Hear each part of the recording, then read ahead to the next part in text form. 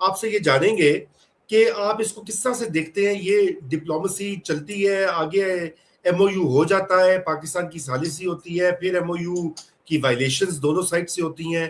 اب ایران کا یہ کہنا جی امریکہ نے زیادہ کی ہیں, اور امریکہ کا کہنا ایران کر رہا ہے.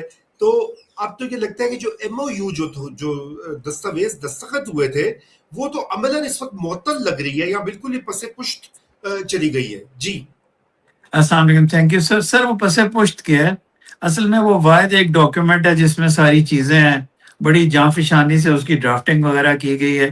اس وقت تو it has been over taken by events, جنگ ہو رہی ہے, اور بٹ جب یہ دوبارہ ایگزاسٹ ہوں گے, دوبارہ ٹیبل پہ آئیں گے, پھر وہی ایشوز ہیں. اب کسی اور مصلحت کی وجہ سے, ناراضگی کی وجہ سے نہ آئیں. امریکہ کی تو کوئی نہیں, نہ ایران کی, ان کو پاکستان کہ اسی ایم او یو کے اوپر ہی آنا پڑے گا. حیرانی کی سر بات یہ ہے, بڑا اس پہ ڈبیٹ ہوئی ہے کہ till Switzerland everything was fine, Bürgenstock تک hands were being shaken, smooches everything. لیکن اس کے بعد جو یہ شہید خامنہئی کا جو تھا, جو ان کی رسومات تھی, اس میں شاید ایران میں پیشنز انفلیم ہوئے. اور میں یہ بالکل بات مانتا ہوں کہ morally Iran is on the right side, Iran is generally on the right side. Iran اگر آپ ایتھیکلی انٹرنیشنل لا میں بھی کہیں it's on the right side. سوال صرف یہ ذہن میں آتا ہے کہ وہ 60 دن مصلحت پسندی کے تحت صرف انسان کہتا ہے کہ مصلحت پسندی کی وجہ سے اور اپنے کور انٹرسٹ کی وجہ سے ذرا خیال رکھ لیتے. ادروائز مورلی, اور یہ جنگ کا سٹارٹ بھی ایران نے نہیں کیا, نیوکلیر ویپن بھی کبھی نہیں بنایا, وہ ساری باتیں ٹھیک ہیں. لیکن بہت حیرانی ہوئی from the high of Switzerland to the low جو آج کل ہے جی, بہت اٹ ہیز گون ساؤتھ. بالکل جی, اٹ ہیز گون ساؤتھ. اور یقیناً یہ دیکھیے نا, اگر تو یہ ایران کا صرف معاملہ ہو تو وہ بات سمجھ میں بھی آتی ہے, جنگیں کرتے ہیں, لیکن یہاں تو ریجن پورا انوالوڈ ہے نا. ابھی بحرین کے اوپر بھی اٹیک کیے ہیں, اس سے پہلے عمان پر, قطر پر, اور سعودی عربیہ پر.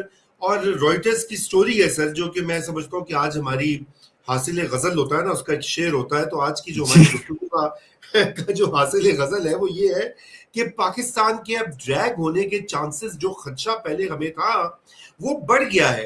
کیونکہ اگر سعودی عربیہ کے ساتھ باقاعدہ ڈائریکٹ فیس ٹو فیس جنگ ہوتی ہے, because Iran I R G C کا یہ کہنا ہے کہ سعودی عربیہ پروکسی ہے امریکہ کی, امریکہ سے چونکہ جنگ ہے تو ان کو مارو, اور پھر وہ جا کے شکایت لگائیں گے امریکہ کو, پھر امریکہ پیچھے ہٹے گا, کچھ اس طرح کی سوچ ہے. تو اب پاکستان کے ڈریگ ہونے کا خطرہ کتنا بڑھ گیا ہے یا نہیں, آپ پھر سے آپ سمجھتے ہیں, دیکھتے ہیں کہ ثالثی کی طرف ہی پاکستان آگے بڑھے گا؟ جی دیکھیں سر, پاکستان نے آئی ایم شیور کہ سعودی عربیہ کے لیے ایران کو پھر کہا ہے, جس طرح رائٹرز کی سٹوری میں, جس طرح اور جگہ بھی رپورٹ ہو رہا ہے. آلدو اب تو کوئی یہ ڈس انفارمیشن کی ایسی صورتحال ہے کہ کسی چیز پہ, لیکن پلازیبل ہے, مجھے کہا بھی گیا ہے ادھر ادھر سے کہ یہ پاکستان نے کہا کہ سعودی عربیہ از اے ریڈ لائن, تو ہم اس کے آپ پلیز اٹیک نہ کریں. اس کے بعد سے ایران نے سعودی عربیہ پہ اٹیک نہیں کیا. لیکن کوئی مجھے یہ سمجھا دے کہ ایران یو اے ای پہ کیوں نہیں اٹیک کر رہا, باقی ہر ایک پہ اٹیک کر رہا ہے. What's the secret behind, there must be a secret thing behind why U A. میں بالکل نہیں چاہتا کہ وہ یو اے پہ اٹیک کرے. میرا خیال ہے یو اے کو کوئی نہیں چاہتا. اللہ کیونکہ یہاں لوگ اور مطلب لینا شروع کرتے ہیں. اللہ یو اے کو خوش و خرم, خوشحال, آباد رکھے. لیکن وہ اگر اینمی کے حساب سے آپ بات کریں, یا جو ٹریڈیشنلی وہ سوچ رہے تھے, تو باقیوں پہ وہ بحرین, جارڈن, عمان, قطر, ایجپٹ پہ نہیں, جو ان چاروں پہ تو اٹیک ہو گیا ہے. تو اس لیے یہ کوئی لاجک آئی آر جی سی کا, کیونکہ دے آر کنٹرولنگ دا وار, ان کا لاجک سمجھ میں نہیں آتا, اور ان کی کوئی تھیورائزنگ بھی سمجھ میں نہیں آتی. لیکن پاکستان اگر اب سعودی عربیہ پہ اٹیک ہوا تو پاکستان نے کہا ہوگا ضرور, पाकिस्तान ने कहा होगा, लेकिन Pakistan is at the brink now, क्योंकि अब अगर कुछ हो जाता है तो पाकिस्तान को सऊदी अरेबिया का साथ देना पड़ेगा, there is no doubt about it.